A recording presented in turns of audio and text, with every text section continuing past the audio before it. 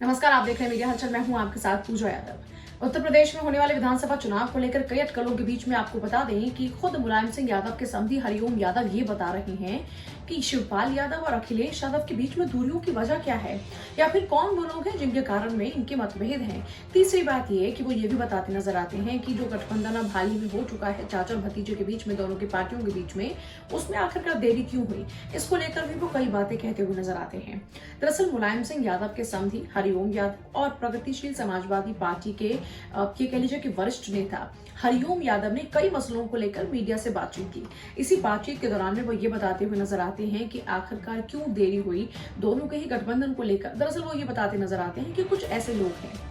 Party में ही, कुछ ऐसे लोग हैं जो नहीं चाहते हैं कि चाचा और भतीजे के बीच में दूरियां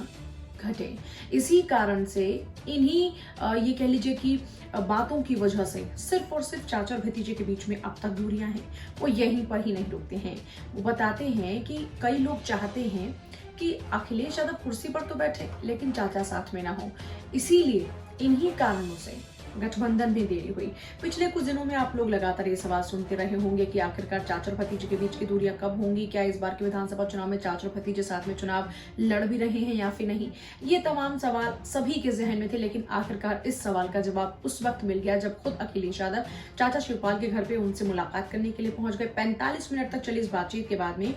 खुद अखिलेश यादव ने इस बात का डिक्लेरेशन किया कि आने वाले विधानसभा चुनाव में वो चाचा के साथ में मिलकर चुनाव लड़ेंगे। हालांकि ये भी चर्चाएं चलती रही कि दोनों के बीच में अभी तक सीट शेयरिंग को लेकर कोई बातचीत नहीं बनी, लेकिन शिवपाल यादव के एक इंटरव्यू ने सारी कंफ्यूजन को दूर कर दिया, जिस इंटरव्यू के दौरान में खुद शिवपाल यादव इस बात को कबूल लेते हैं कि उन्होंने अखिलेश यादव को अपना नेता मान लिया है।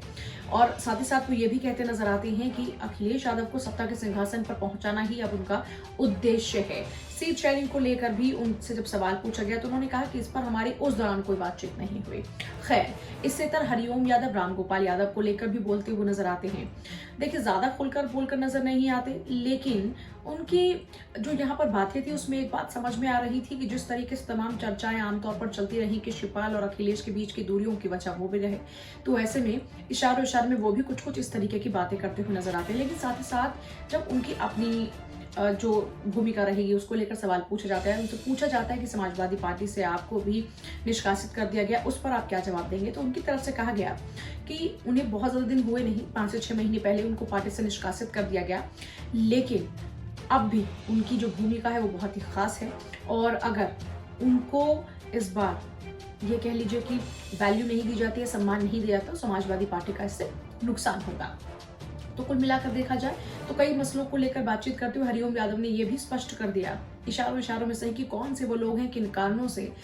अखिलेश और उनके चाचा शिवपाल के बीच की दूरियां थी।